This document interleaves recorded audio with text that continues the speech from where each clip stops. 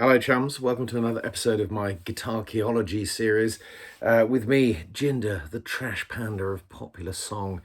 Now, I've got a very exciting guitar to share with you. Today, this guitar belongs to my good friend, Mr. Peter Morris, and he very kindly lent it to me for a couple of days to use for my show last weekend at Forest Arts Centre in New Milton. And Peter was called away halfway through the show, so he couldn't take the guitar with him at the end of the evening. Oh no! So I had to endure the terrible torture of having a Martin D45 in my house for the last 3 days. So that brings me on to seamlessly this stunning instrument. Just have a quick look at it before I talk to you about the history of the D45, which is as interesting as the guitar itself. Just look at the detail, the abalone inlay all the way around the neck pocket, all the way around the rosette, and both sides of the binding, and on the back as well. This thing is absolutely festooned, even there, look, either side of the neck heel, festooned with the most gorgeous hand inlaid abalone. It is absolutely stunning. So let me talk you through the specs of it. It has quadruple A master grade top spec Sitka spruce on the top, very close grained, no run out, just beautiful tone wood on the back and sides. East Indian rosewood. This is the same rosewood basically that they use for the D28 and D35 and so on, but this is the top drawer stuff. It's very beautifully grained, and if you tap it, it's incredibly even all the way over. You get the same bell tone from it when you go up to the top of the guitar, like the upper bout of the guitar. And if you listen, you can hear that bell tone all the way through. So it's very even wood, which goes hand in hand with what Martin say about using their top spec tone. Was the same East Indian rosewood on the sides as well. It has a mahogany neck, a very nice mahogany neck. If the light catches it, you'll see the grain is very close. It has a volute, which is a nice touch. Some Martins have them, some don't. My D18 Golden Era doesn't have one. This one does, maybe because my Golden Era is a prototype from the early 90s, mid 90s. I don't know. It has a bound headstock with East Indian rosewood faceplate and more marvelous abalone inlays, hexagonal inlays all the way down the neck, and that iconic CF Martin inlay at the top. Gold tuners, machine heads which are closed back. I think these are Shallers. I'm not sure. This guitar is a 2015, so I'm not quite sure what they were fitting then. But let's have a quick listen to it, because this guitar is so detailed and so three-dimensional when you hear it in a room. I really hope that I'm filming this on my phone, so I don't really know how well it's going to pick up the more intricate details and overtones of the guitar, but it is absolutely astonishing. It's a really wonderful guitar, forward shifted vintage style, X bracing as well, which is worth mentioning. So I'll play you a little bit and then we'll talk about the history of this this wonderful model.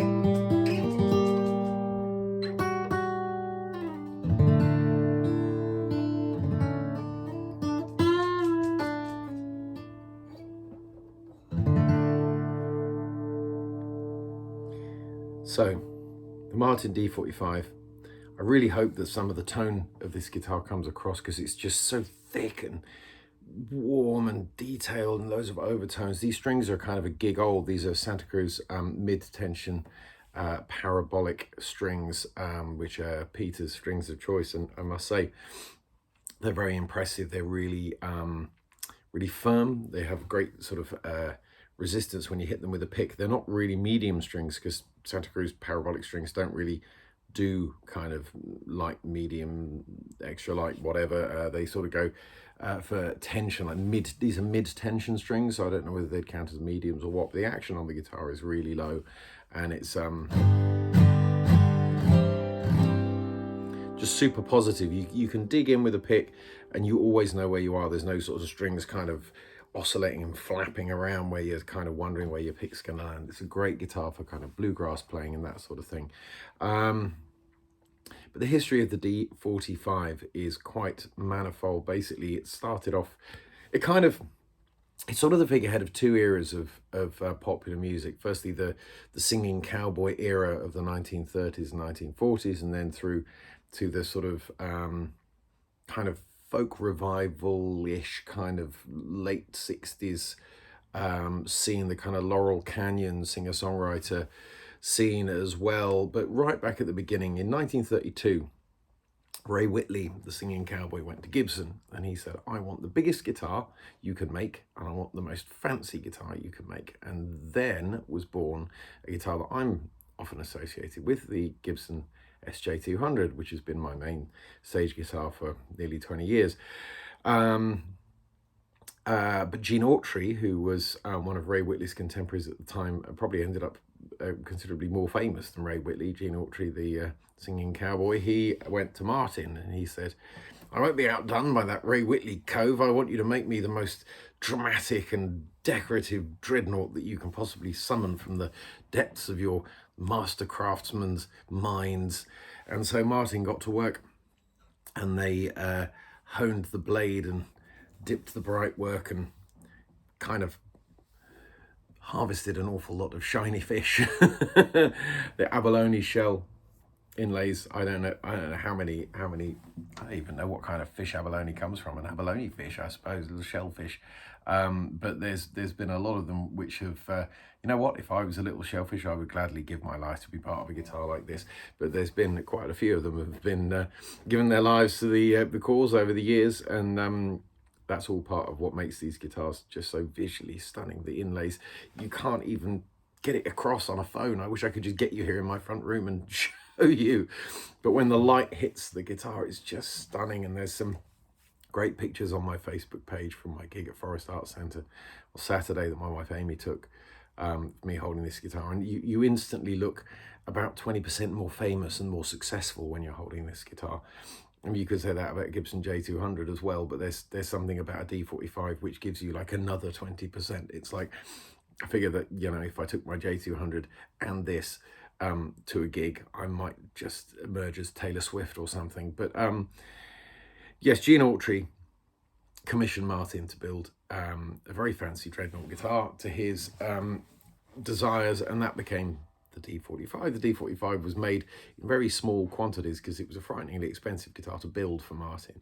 And I believe they ceased manufacturing in 1939, and they only made about 90 of them the first time round. The pre-war D45s are like the holy grail of acoustic guitars. They're worth an absolute fortune, and a handful of people have got them. Stephen Stills owns one. I think Bob Dylan owned one as well at some point. But in 1968, Martin reissued the D45 for the first time in 29 years, and a lot of people went out and bought them. David Crosby went out and he played through. In an interview, he said he went to, I think it was Lundberg's in Los Angeles. I can't remember the name of the shop. They had 20 of them in, and he played through all of them, and he picked the best 3 for himself. And then Graham Nash went down and did the same thing, and so did Neil Young. So this guitar is indelibly linked for me to Crosby, Stills and Nash. And I straight away, I picked this guitar up. The first thing I wanted to play was, I couldn't decide between Tell Me Why by Neil Young or The Lee Shore by Crosby, Stills, Nash and Young.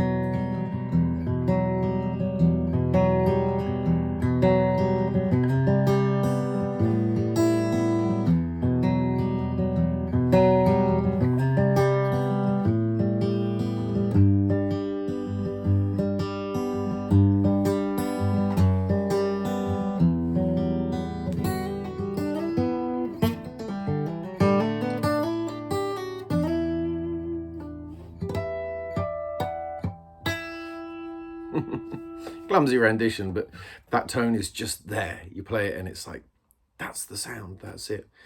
And when I played the show at Forest Arts, I played Tell Me Why, the Neil Young song, which of course was written and recorded with his D45, and that guitar has been all over so many of Neil Young's records, and it's that tone straight away in a box. That's what this guitar is. This is from the same bloodline as those instruments, and it's an eerie experience, but it's really stunning. And I was talking to my friend Ben Pedley, who's he's unwell. He's been in a car accident. He's been in hospital for a couple of months. So thinking of you, Ben, and I hope you're on the mend. But he was asking me about the D45. He saw the photos from the Forest Arts gig, and he said, "What do you think of it?" And I said, "Well, ultimately."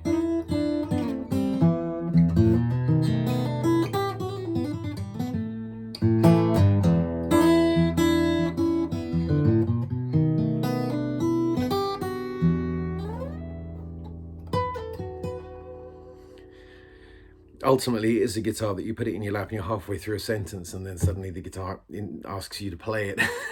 But I did say to Ben, ultimately, it is such a guitar that really, this is the closest I've ever come across to the ultimate one and done guitar. This is an instrument where you could go out and you could buy this guitar.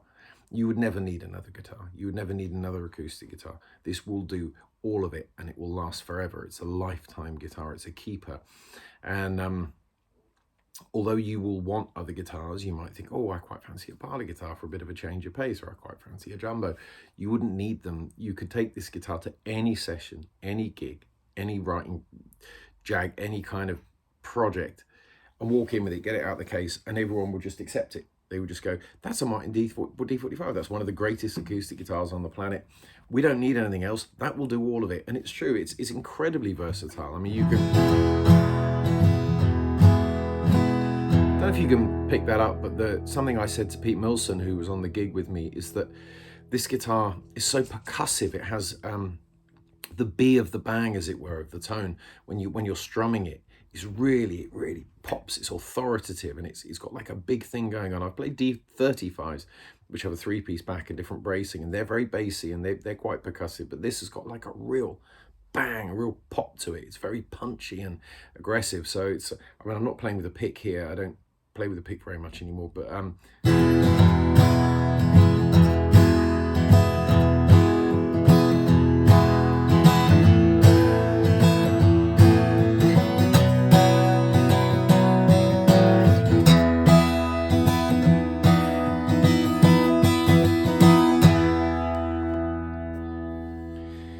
so you hear that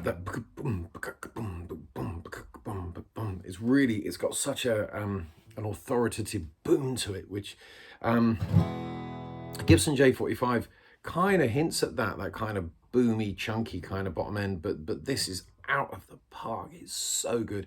Honestly, ladies and gentlemen, if you could be in a room with this guitar, you would never want to be in a room that didn't have this guitar in it. And yeah, it's astonishing. It really is. And bear in mind, this is a 2015, and my friend Peter, who owns this guitar, he doesn't play live. This is a guitar that sits in his house, and he plays it around the house. So it's not, you can see it's pristine. It hasn't been on the road. It hasn't been worn in. That's the thing. And I think playing this guitar, I think if it went on tour for a couple of years, it would open up to the point where it would just be impossible to put down. It's unreal. Honestly, I can't overstate how much I have enjoyed having this guitar around. They're an expensive instrument. If you want to buy one of these brand new, you're looking at £11,000, which is what makes me slightly nervous about having it in my house. But I've been extremely careful with it. Obviously, I appreciate that it's not my guitar, and I have been extremely careful and very respectful of it, as I am with my own instruments. But it's one of those things that just, it wants to be played. I wake up at 2 o'clock in the morning thinking about it, thinking, I really ought to get it out and have a little play because it's going to have to go home soon. But it's just a joy. It's just...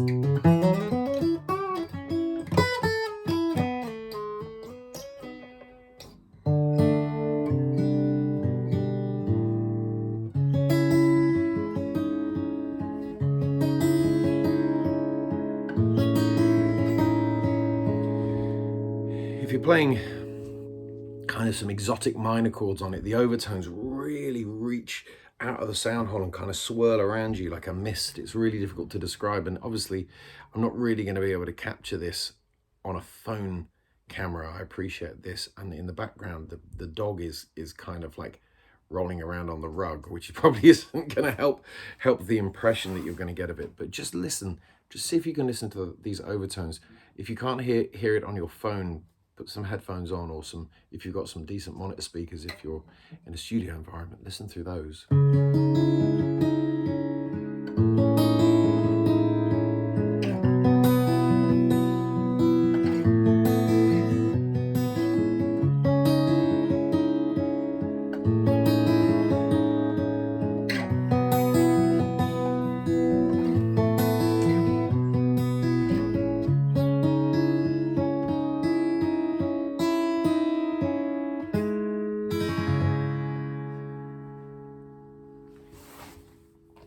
It's like the notes have a halo around them.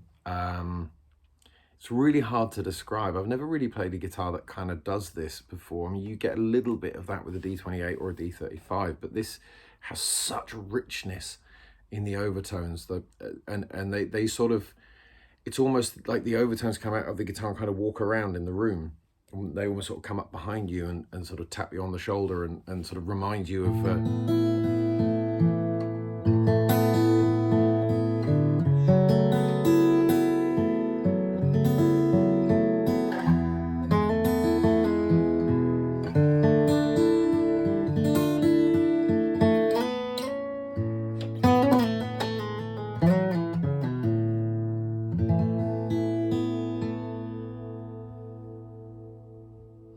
yeah, just magical, absolutely magical. So thank you very much, Peter, for giving me the opportunity to play your wonderful instrument, and for once in my life be slightly lost for words.